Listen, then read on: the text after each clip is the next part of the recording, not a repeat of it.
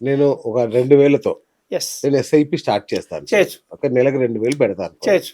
మరి నేను కోటీశ్వరుడు కావడానికి ఎన్ని సంవత్సరాలు పట్టాలి సార్? సార్ ఇప్పుడు మీరు ఒక దాంట్లోనే ఉండరు కదా, ఆ, సంవత్సరానికి 24,000 అవుతుంది. ఆ 24,000 వేసి ఇంకో దాంట్లో పెడతారు, అచ్చా అచ్చా. అది 1 ఇయర్ లోపల డబుల్ కావచ్చు. ఓ, ఆ, అంటే అప్పుడు మీరు ఇన్వెస్ట్మెంట్ పెరిగిన కొద్దీ ప్రాఫిటబిలిటీ పెరుగుతుంటుంది. ఓకే. ₹10 ₹1 సంపాదిస్తే ₹20 ₹4 సంపాదిస్తాయి. ₹2 కాదు, ₹4 సంపాదిస్తాయి. కరెక్ట్. అంటే మనీ మల్టిప్లైస్ మనీ అనమాట. ఓకే. మనము విత్తనం ఏది పెడితే పంట ఎక్కువ వస్తుంది చూడండి. అవును. అదే మాదిరిగా మనం ఎంత డబ్బు పెట్టుబడితే అంత లాభం పెరుగుతుంటుంది. ఓ, ఈ లెక్కన కోటీశ్వరుడు కావడం చాలా ఈజీ అయితే. ఈజీగా కష్టపడాలి, ప్రయత్నం చేయాలి. ప్రయత్నం చేయాలి. నష్టంగా పోవచ్చు కానీ లాభం వచ్చే అవకాశం కూడా ఉంది.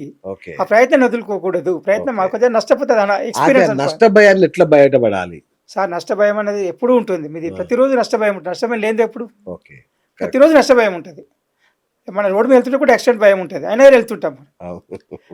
మనం తినే దాంట్లో కూడా ఏముందో కూడా అంటే అయినా కానీ నష్టభయం ప్రతిరోజు ఉంటుంది. మనం ఎంత భరించగలుగుతాం అంత రిస్క్ తీసుకోవాలి. మార్కెట్లు పడిపోతుంటాయి కదా సార్ అప్పుడప్పుడు. ఆ క్రాష్ టైంలో ఈ ఎస్ఐపిలలో ఇన్వెస్ట్మెంట్ తీసేసుకోవాలా, ఇంకా ఎక్కువ చేయాలా? ఎక్కువ చేయాలి ఇంకా. ఇంకా మార్కెట్ క్రాష్ అయినప్పుడు డౌన్ అవుతుంది కదా, అప్పుడు మార్కెట్ ఆ, మార్కెట్ అయినప్పుడు మీకు అవకాశం దొరికినట్టు అది. అచ్చా అచ్చా ఇప్పుడు అచ్చా. మీకు ₹10 వస్తే ₹8 దొరికినట్టు అవకాశం దొరికినట్ట, మీకు ₹6 దొరికినట్టు ఇంకా అవకాశం దొరికినట్ట మీకు. అది ఓకే. అంటే ఇన్వెస్ట్మెంట్ పెంచితే మల్టిపుల్ పెరిగే అవకాశం ఎక్కువగా ఉంటుంది. ఓకే. మళ్ళీ తేరుకున్నప్పుడు ఎస్, కాకపోతే వెయిట్ చేయాలి. Right sir. Mutual funds yes మనం అనుకున్నట్టు ఎట్లాంటి రిస్క్ లేకుండా ₹1,00,00,000 సంపాదించే ప్లాన్ ఏమైనా ఉంటుందా సార్? సార్, రిస్క్ అనేది లేకుండా ఏది ఉండదు. Risk okay. ఉంటుంది. ఆ, ఆ రిస్క్ ఉంటుంది ఎట్లుంటుంది అంటే మరీ ఎక్కువ లాస్ కాదు, మరీ ఎక్కువ లాభం రాదు. ఓకే. నష్టం ఎక్కువ, మరీ ఎక్కువ నష్టం జరిగింది, ఎక్కువ లాభం జరగదు. మ్యూచువల్ ఫండ్లు పెడుతుంటాయి. ఉమ్, ఎందుకంటే వాళ్ళు సైంటిఫిక్ అనాలిసిస్ చేసి ఇన్వెస్ట్మెంట్ చేస్తుంటారు. కాకపోతే కొన్ని చోట్ల ఇన్ఫ్లుయెన్స్లోకి వచ్చి వాళ్ళు హై ప్రెస్టేజ్లో కూడా పెడతారు అని చెప్పని ఒక రూమర్ ఉంది. బట్ ఇంతవరకు కరెక్ట్గా చెప్పాలి, ఇంతవరకు మ్యూచువల్ ఫండ్స్లో నష్టపోయిన వాళ్ళు చాలా తక్కువ మంది, చాలా తక్కువ. చాలా తక్కువ. లాభం తక్కువ ఉండొచ్చు కానీ నష్టం మాత్రం చాలా తక్కువ. ఓకే. కాబట్టి మ్యూచువల్ ఫండ్స్ పెట్టడం వల్ల ఈ బ్యాంక్ రేట్ ఆఫ్ ఇంట్రెస్ట్ కంటే ఎక్కువనే ఉంది బెనిఫిట్ మీకు. సూపర్. ఇంకా పెరిగే అవకాశం కూడా ఉంది. అదేలేదు. దాని ప్రకారం కూడా మేము పెట్టుకోవచ్చు. లేకపోతే మనం దానిలో కూడా హై రిస్క్ ఉంటాయి, దాంట్లో కూడా low హై risk రిస్క్ పెడతారు ఉంటాయి, కొందరు. అట్లా. దాంట్లో కూడా ఎన్నో రకాల మ్యూచువల్ ఫండ్స్ వచ్చాయి ఇప్పుడు. అవును, అవును, అవును. గ్రోత్ ఫండ్స్ అని, ఎనర్జీ ఫండ్స్ అని, అవును. ఇన్వెస్ట్మెంట్ ఫండ్స్ అని ఎన్నో వచ్చాయి అనమాట. మనకి ఇష్టం వచ్చిన దాంట్లో పెట్టుకోవచ్చు. Correct. కొన్ని దాంట్లో డివైడ్ చేయొచ్చు. దాంట్లో కూడా ఎన్ని అవును. సెక్షన్ అన్నింటిలో డివైడ్ చేసుకొని పెట్టుబడి పెట్టుకోవచ్చు మనకు. రైట్. స్టెప్ అప్ ఎస్ఐపి అని ఒకటి విన్నాను ఎస్ నేను. ఎస్ అంటే ప్రతి సంవత్సరం ఒక 10% పెంచుకుంటూ పెంచుకోవచ్చు. ఎస్, దానివల్ల ఏం ఏం మ్యాజిక్ జరుగుతుంది సార్? ఇప్పుడు మీరు ఇంతకుముందు చెప్పారు 2,000ని ఉమ్, మళ్ళీ వచ్చే సంవత్సరము 2,000 కాదు ఇంకా 3,000 కూడా పెంచే ఆదాయం పెట్టుకోదు, ఇంకా పెంచుకునే అవకాశం ఉంటుంది. అచ్చా. స్టెప్ అప్ అంటే ఇప్పుడు మనకి ఈ సంవత్సరం ఈ నెల 2,000 పెడుతున్నాం, అవును. ఒక సంవత్సరం 2,400 పెడదాం అనుకున్నాం. ఓకే. ఆ స్టెప్ 20% ఎక్సెస్ అనమాట. ఓకే.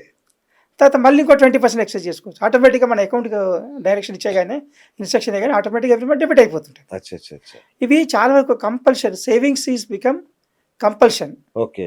అంటే కంపల్షన్ అంటే మన మనకు తిండి కోసం ఎలా ఖర్చు పెడతామో సేవింగ్ కూడా అలాగే పెట్టాలి. ఓ, అంత శ్రద్ధతో, సూపర్. అంత కంటిన్యూస్గా పెట్టాలి. వెనక్కి రాకూడదు. కొంచెం నష్టమైన పర్వాలేదు, ఆలస్యం అయితే వాళ్ళు మనకు వస్తుంది కానీ నష్టం జరిగే అవకాశం లేదు. ఓకే. కాబట్టి దేంట్లోనే పెట్టండి, మీరు పెట్టే అవకాశం ఉంది.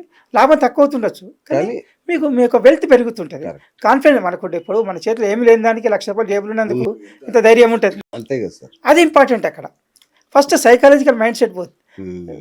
కంఫర్టబుల్ అయినప్పుడు ఆలోచన వేరే విధంగా అవుతుంది. కరెక్ట్. లేదు ఇవాళ కొరకు ఆలోచించాలనుకుంటే ఎప్పుడూ బిజీ ఉంటారు. Index funds versus active funds, yes, ఈ రెండిట్లో మధ్యతరగతి వాళ్ళకి ఏది బెస్ట్?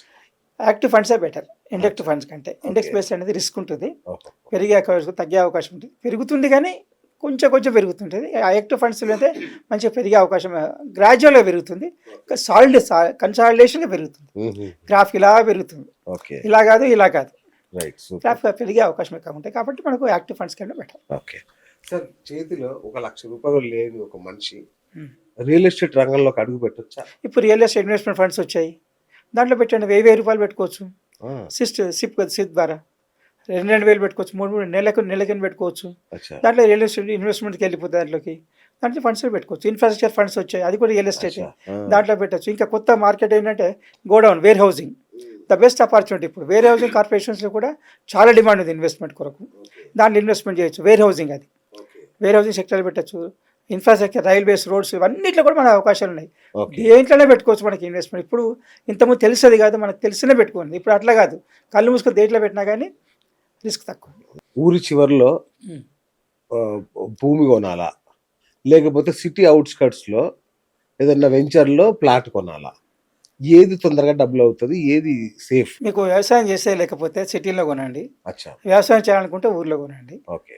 వ్యవసాయం ఎందుకంటే వ్యవసాయం నష్టదాయకం కాదు, వ్యవసాయం లాభదాయకం. ఇప్పుడు ఎంతోమంది వ్యవసాయదారులు లాభం సంపాదిస్తున్నారు, బాగా సంపాదిస్తున్నారు. బ్రహ్మాండంగా, అవును. కాబట్టి ఇలా వ్యవసాయం కూడా లాభదాయకమే. చేయగలిగితే వ్యవసాయం చేయగలిగితే ఊర్లో కొనండి, వ్యవసాయం చేయకూడదు అనుకుంటే ఊరి సిటీ పక్కన ప్లాట్ కొనండి. ఓకే, ఏదైనా పెరిగే అవకాశం ఉంటుంది. సూపర్. కాకపోతే సొంత డబ్బుతో కొనండి, అప్పు తీసుకొని కొనకండి. తీసుకొని కొనండి.